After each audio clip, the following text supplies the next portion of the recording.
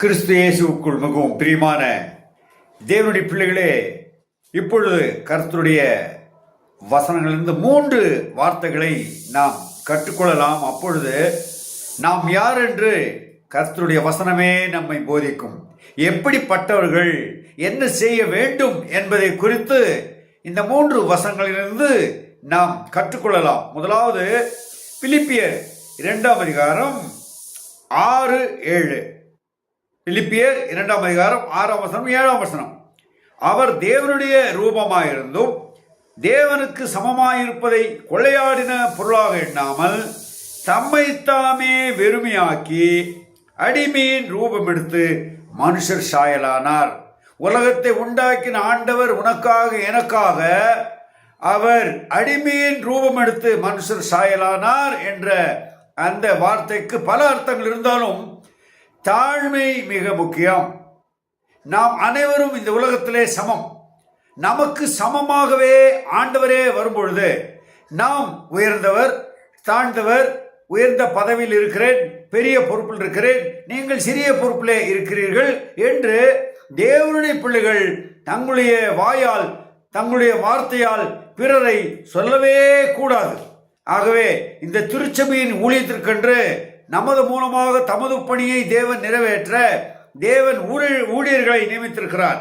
இங்கே எபேசியருக்கு எழுதின நிருபத்திலே 4ஆம் அதிகாரம் 12ஆம் வசனம் 13ஆம் வசனத்தை நாம் அனைவருக்கும் தெரியும். 5 விதமான ஊழியங்கள் சபையின் வளர்ச்சிக்காக.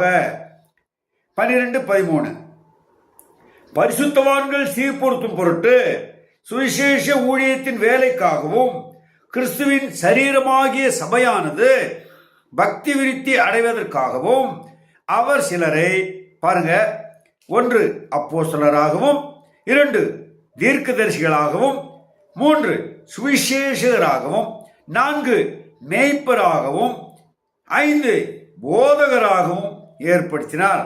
அப்போஸ்தலர், தீர்க்கதரிசிகள், சுவிசேஷகர், மேய்ப்பர், போதகர் என்று சொல்லி நாம் வாசிக்கிறோம்.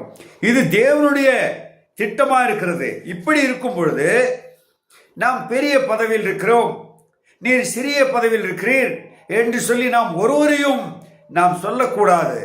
திருச்சபையின் பெரிய பிஷப்பாக இருந்தாலும், ஆயராக இருந்தாலும், பாஸ்டராக இருந்தாலும், தலைமை போதகராக இருந்தாலும், அதே சபையிலே நமது திருச்சபையை சுத்தம் பண்ணுகிற செக்ஸ்டன் ஆனாலும், தோட்டக்காரரானாலும் அனைவரும் தேவனுடைய பார்வையிலே சமமான ஊழியம் செய்கிறார்கள் என்பதை நாம் அறிந்து கொண்டு ஒருவர் கனம் பண்ண முந்திக் கொள்ள வேண்டும். இங்கே நாம் இன்னொரு வசனத்தை நாம் வாசிக்கலாம். லூக்கா சுவிசேஷம் 17ஆம் அதிகாரம் 10ஆம் வசனத்தை ஆண்டவர் நமக்கு மிகவும் திட்டம் தெளிவமாக ஆணித்தரமாக சொல்லி கொடுத்திருக்கிறது. பாருங்க, நம்முடைய சீடர்களுக்கு, அதாவது நமக்கு.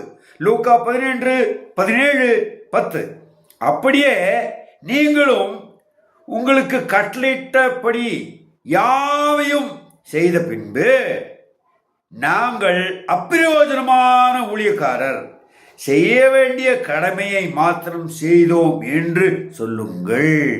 செய்ய வேண்டிய கடமை, தேவன் தந்த கடமையை மட்டும் நாங்கள் செய்தோம், உங்களை விட நாங்கள் பெரியவர் அல்ல, எங்களை விட நீங்கள் சிறியவர் அல்ல என்று சொல்லி நாம் நம்மை தாழ்த்தி தேவனுக்கு முன்பாக உத்தமமும் உண்மையும் உள்ள தேவனுடைய பிள்ளைகளாக, தேவனுடைய சுதந்திரவாளிகளாக, தேவனுடைய புத்திரராக, அவரோடு தம்முடைய பணியை செய்கிறவர்களாக இருக்கவே தேவன் நம்மை அழைத்திருக்கிறார். ஆகவே இதுதான் தேவனுடைய பிள்ளைகளுடைய எண்ணமாக இருக்க வேண்டும்.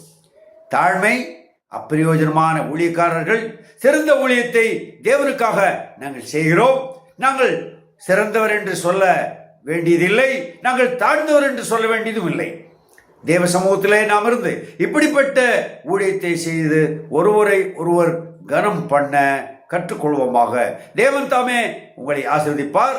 நாளைய தினத்தில் புதிய சிந்தையோடு சில காரியங்களை கற்றுக்கொள்வோம். ஆமென்.